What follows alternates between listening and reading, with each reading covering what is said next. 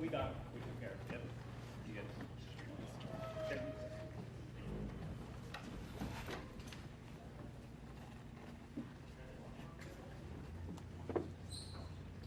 All right. Please be seated.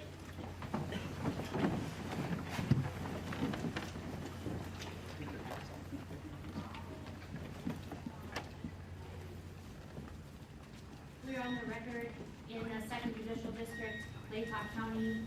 This is the Magistrates Division of District Court. This is State of Idaho versus Bryan C. Kohberger, cause number CR 29222805.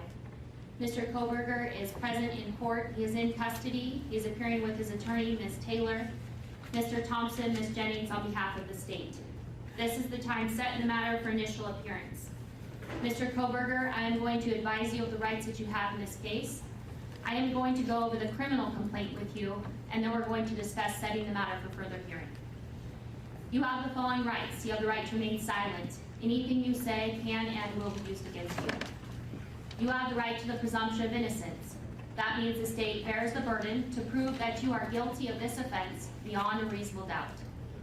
You have the right to a preliminary hearing. A preliminary hearing is a probable cause hearing. At that hearing, the state must establish that more likely than not, these felony offenses were committed and you were the one that committed the felony offenses. You have a right to have that hearing within 14 days if you remain in custody. If you are bound over at that preliminary hearing to district court, if the court finds probable cause, you would be bound over to district court. And at that time, you can enter a plea of not guilty, and you can have a jury trial set within 6 months of your appearance in district court. At both your preliminary hearing and your jury trial, you have the right to confront and question any evidence or witnesses called against you. Call witnesses on your own behalf, and compel witnesses to be present and testify at the state's expense. You have the right to be represented by a lawyer. If you cannot afford one, one could be appointed to represent you based upon your financial need. You also have the right to appeal any conviction in your case. Do you understand these rights? Yes. I am now going to go over the criminal complaint with you. Count 1 of the criminal complaint charges you with the felony offense of burglary. It alleges that the defendant, Bryan C. Kohberger, on or about November 13th of 2022 in Latah County, State of Idaho, did unlawfully enter a residence located at 1122 King Road, Moscow, with the intent to commit the felony crime of murder in violation of Idaho Code 18-1401 and 1403. The maximum penalty for that offense, if you plead guilty or are found guilty, is not less than 1 year in prison, no more than 10 years in prison, and or a $50,000 fine or both. Do you understand? Yes. Count 2 alleges that you committed the felony offense of murder in the first degree. It alleges that the defendant, Bryan C. Kohberger, on or about November 13th, 2022, in Latah County, State of Idaho, did willfully, unlawfully, deliberately, with premeditation, and with malice aforethought, kill and murder Madison Mogan, a human being, by stabbing Madison Mogan, from which she died, in violation of Idaho Code 18-4001, 4002, 4003, and 4004. The maximum penalty for this offense, if you were to plead guilty or be found guilty, is death or imprisonment for life. Do you understand? Yes. Count 3 alleges that you committed the felony offense of murder in the first degree. It alleges that the defendant, Bryan C. Kohberger, on or about November 13th of 2022 in Latah County, State of Idaho, did willfully, unlawfully, deliberately, with premeditation, and with malice aforethought, kill and murder Kaylee Gonsalves, a human being, by stabbing Kaylee Gonsalves, from which she died, in violation of Idaho Code 18-4001, 4002, 4003, 4004.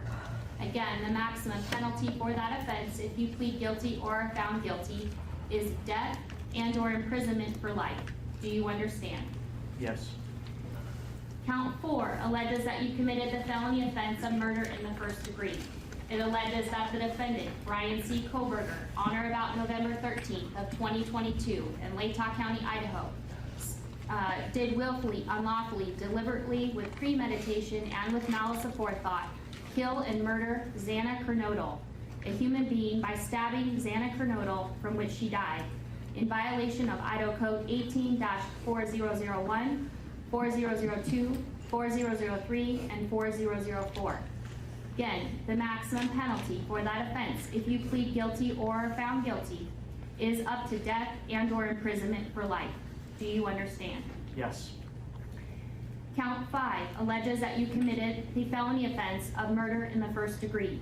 It alleges that the defendant, Bryan C. Kohberger, on or about November 13th of 2022, in Latah County, state of Idaho, did willfully, unlawfully, deliberately, with premeditation, and with malice aforethought, kill and murder Ethan Chapin, a human being, by stabbing Ethan Chapin, from which he died, in violation of Idaho Codes 18-4001, 4002, 4003, and 4004. And again, the maximum penalty for this offense, if you plead guilty or are found guilty, is up to death and imprisonment for life. Do you understand? Yes. And Mr. Kohberger, would you like to represent yourself, hire a lawyer, or see if you qualify for court-appointed counsel? I have court-appointed counsel.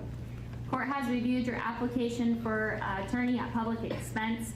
I do find that you are indigent and do qualify for court-appointed counsel. I will appoint Ms. Taylor to represent you in this case. Ms. Taylor, have you had an opportunity to speak with Mr. Kohberger about speedy preliminary hearing and setting this matter? Your Honor, I have. We would ask the court to set the status hearing in a week or two to make a final determination. Okay. And Mr. Thompson, Ms. Jennings are in agreement with that. That's fine with the state, Your Honor.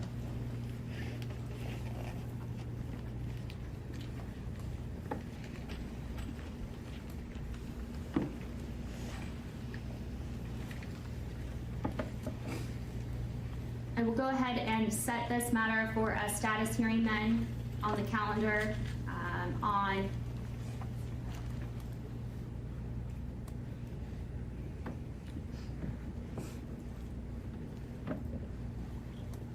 January 12th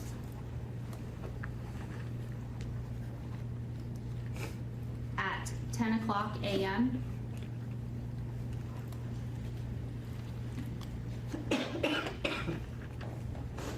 We will make sure notice is sent, and then Ms. Taylor, do you wish to argue bail at this time?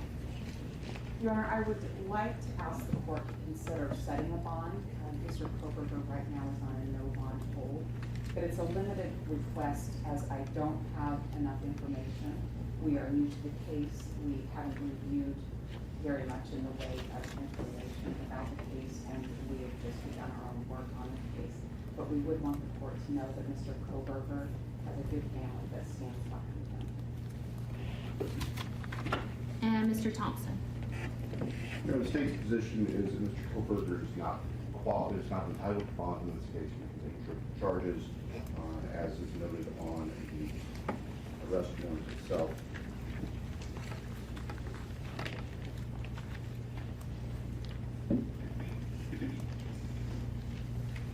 Idaho Code 19-816, 19-2903 both specify that given the potential penalties in this case, there's no right to bail.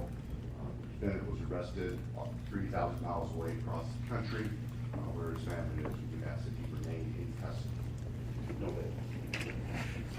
At this point in time, pursuant to Idaho Criminal Law 46B and Idaho Code 19-816 and 2903, I am going to leave the bail set of this case as no bail at this point in time until I have additional or further information at a later date and time.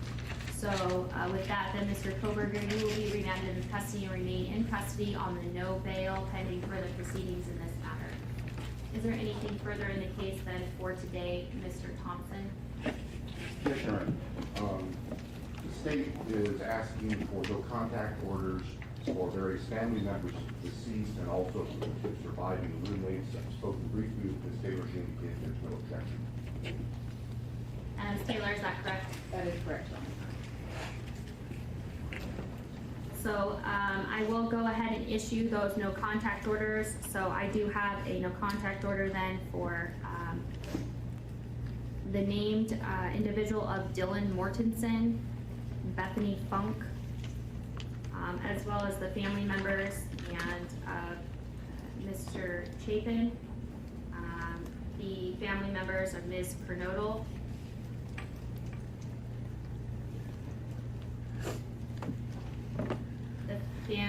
excuse me. Yes, Mr. and Ms. Laramie, Mr. Mogan, Ms. Cheeley, and then a number of members of the Gonsalves family. Those specific names will certainly be provided to you, Mr. Kohberger, by way of being provided notice of these documents. You'll get a copy of these no contact orders. What you do need to be advised of, and what will be in this no contact order, is you are prohibited from having any contact with them whatsoever. You cannot contact them through a third person in writing or by any electronic means. You cannot Facebook, Snapchat, Twitter, Instagram, use the phone to communicate with them, or otherwise any form of communication in direct or indirectly with them. You cannot engage in any conduct that would harass, stalk, threaten, use, attempt to use, or threaten to use any physical force or violence upon them, or place them in reasonable fear of bodily injury. Cannot go within or knowingly remain within 300 feet of their person or their home, workplace, or any other place where they might be.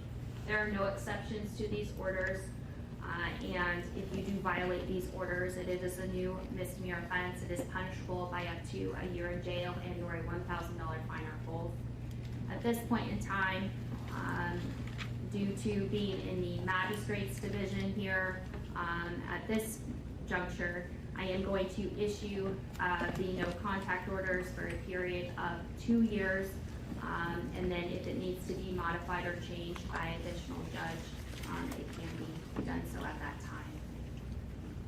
Is there anything further, Mr. Thompson? No, Your Honor. Anything further, Ms. Taylor? No, Your Honor. All right, thank you. We are adjourned.